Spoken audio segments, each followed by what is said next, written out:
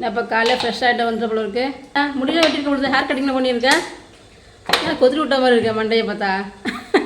ஒரு ஸ்டைலு வெயில் அடிக்குது இல்லை, அந்த வெயிலுக்கு வந்து முடி வச்சுருந்தா ஒன்றும் பண்ண முடியல. அதனால் போய் காலையிலே போய் கட்டிங் பண்ணிட்டு சரிங்களா பண்ணிவிட்டு வந்தாச்சு.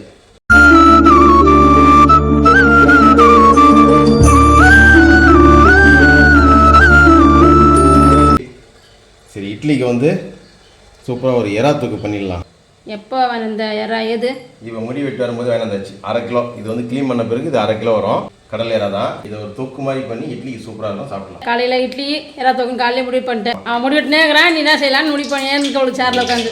இல்லை, வரும்போது வந்து எறா எடுத்துருந்தாங்க, அவங்களே க்ளீன் பண்ணி கொடுத்துட்டாங்க, வாங்கிந்தாச்சு.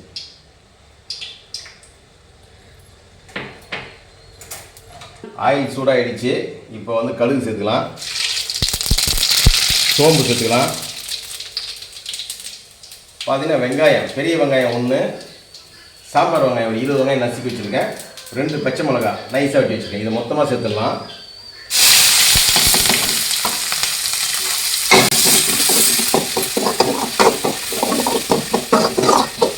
வெங்காயம் வந்து 75% வந்துருச்சு. இப்போ இஞ்சி பூண்டு விழுது 1 ஸ்பூன் ஃபுல்லாக சேர்க்கலாம், டேபிள் ஸ்பூன் ஃபுல்லாக.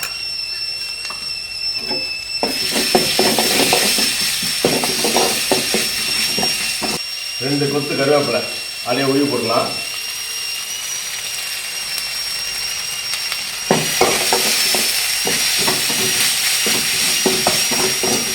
வெங்காயம் வதங்கிடுச்சு. இப்போ வந்து நம்ம எறா சேர்த்துக்கலாம்.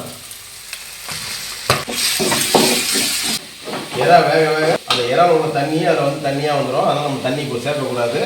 தேவைப்பட்டால் மட்டும் தான் நம்ம தண்ணி சேர்க்கலாம் எறா செய்யும் போது.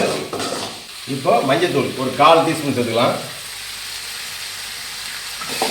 அப்படியே கல் உப்பு எறாவுக்கும் வெங்காயத்துக்கும் ஊறும். இப்போவே கல் உப்பு போட்டு வதக்கினா நல்லாயிருக்கும்.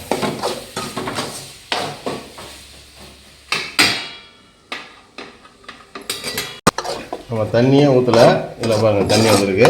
இப்போ நம்ம மசாலா சேர்த்துக்கலாம். 1 டேபிள் ஸ்பூன் தனி மிளகாத்தூள் போட்டுக்கலாம், 2 டேபிள் ஸ்பூன் தனியாத்தூள் போட்டுக்கலாம், 1 ஸ்பூன் வீட்டு மிளகாத்தூள், முக்கியமாக கஸ்தூரி மேத்தி. எறா ஒரு பக்கம் வாசனையாக வரும், கஸ்தூரி மேத்தி போட்டிங்கன்னா இந்த வீடே மணமணக்குங்க.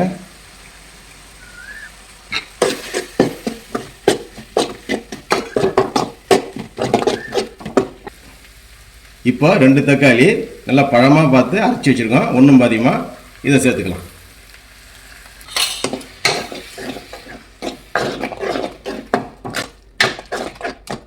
மூணு நிமிஷம் 4 நிமிஷம் கொதிச்சுட்டு இருக்கு.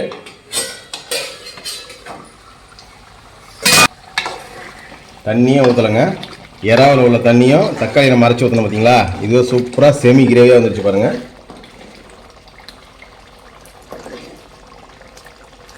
கடைசியாக நம்ம வீட்டில் அரைச்ச மிளகுத்தூள், கொத்தமல்லி,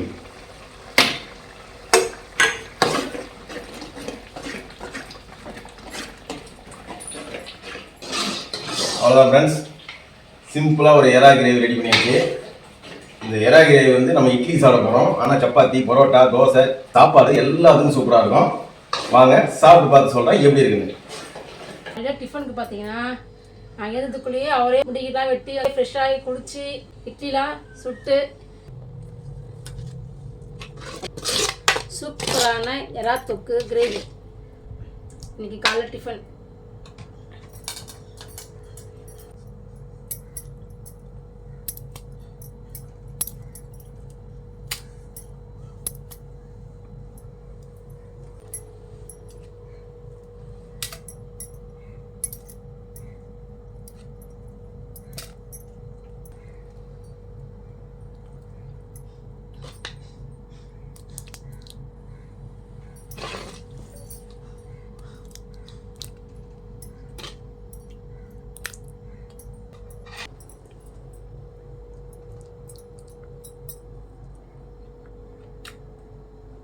ஆஹா, யாருக்கு கொடுத்து வச்சுருக்கணும் பாருங்கள். காலையில் எழுந்த உடனே இட்லி எறா தொக்கு, செமையான டிஃபன். நீங்களும் வாங்க. வந்துட்டேன். அட்டகாசமா இருக்கு.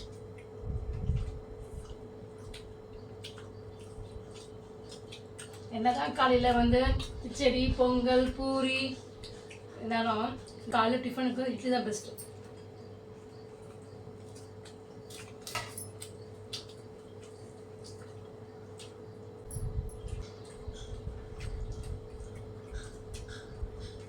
கஸ்தூரி மேத்தி போட பார்த்தீங்களா, வாசனை செம்மையா இருக்கு.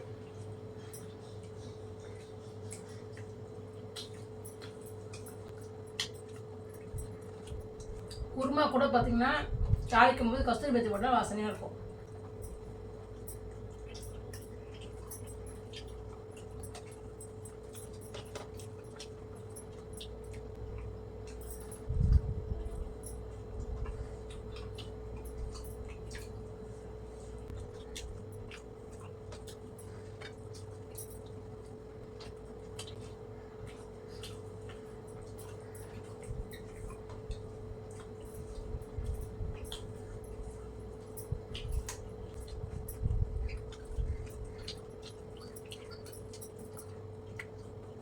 பெரும்பாலும் எங்கள் வீட்டில் காலையில் வந்து பழைய சாதம் சாப்பிடுவாங்க. என்னைக்காவது ஒரு நாள் நினச்சோம்னா இட்லி.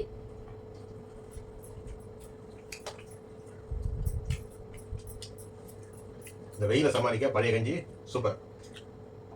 நைட் எக்ஸ்ட்ரா சாப்பாடு வச்சு கொஞ்சம் எடுத்து தண்ணி வச்சுருவோம். காலையில் அதான் எல்லாருக்கும் எப்பவுமே அதிகபட்சமாக எப்பவுமே பழைய சாதம் தான் காலையில். பழைய சாதம் இல்லைன்னா கூழ் ரெண்டுத்துல ஏதாவது.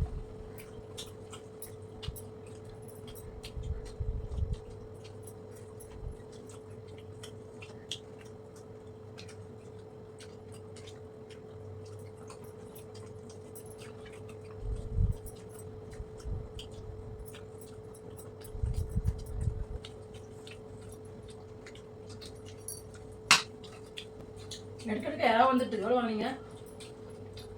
எல்லாம் 250 ரூபா.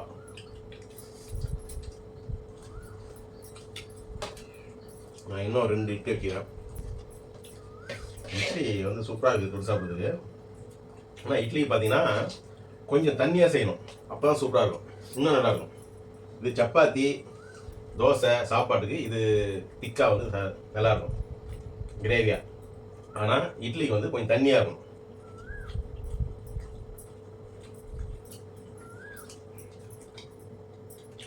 இறாவிலே தண்ணி வரும் சொல்லிட்டு நாங்கள் தண்ணி சேர்க்கவே இல்லை. சூப்பராக இருக்கணும். 2 பேர் இருக்கோம், அதனால் எங்களுக்கு கருப்படியாக போயிடுச்சு. இதே 4-5 பேர் இருந்தால் இது கருப்படியாகாது. அப்போ கொஞ்சம் தண்ணியாக செஞ்சால் சூப்பராக இருக்கும்.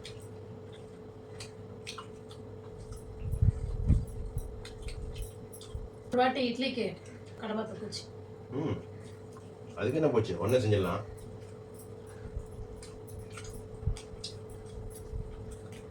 இதேதான் கடமானுக்கு வந்து தண்ணி சொல்கிறாது, அதில் தண்ணியாக வந்து சரியாயிடும் நம்மளுக்கு செய்யும்போது.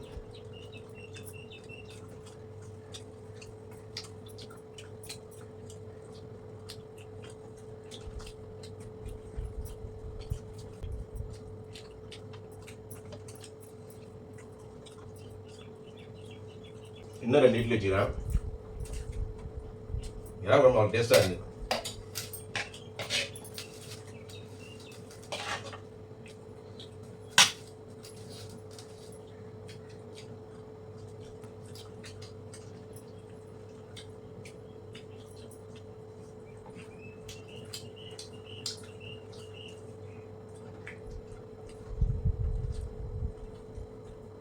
வீடியோ ஆரம்பிக்கிறதுக்கு முன்னாடி சேலஞ்சு போடலாமான்னு கேட்டேன்.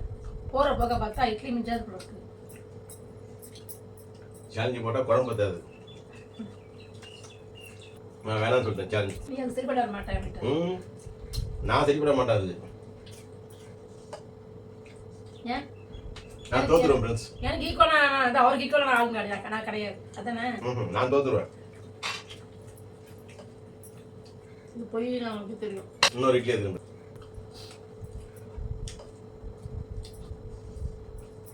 எத்தனை இட்லி சாப்பிடுன்னு தெரியல எனக்கு.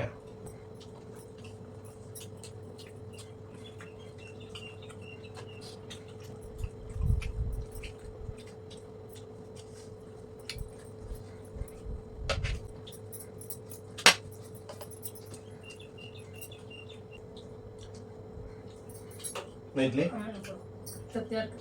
சரி இது மாதிரி நான் சாப்பிட நல்லா இருக்கேன். அப்புறம் வந்து யாருக்கு உங்களுக்கு வயிற்று வைக்குமா எனக்கு வயிற்று வைக்குமா? சாப்பிட்டதுக்கு ஒரு 2 பேருக்குமே துடிக்கும். ஓகே ஃப்ரெண்ட்ஸ், இந்த சிம்பிளாக எதா தொக்கு செஞ்சேன்.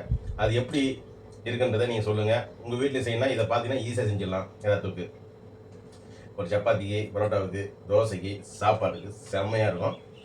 இதே மாதிரி அடுத்த வீடியோ பார்க்கலாம். Bye bye.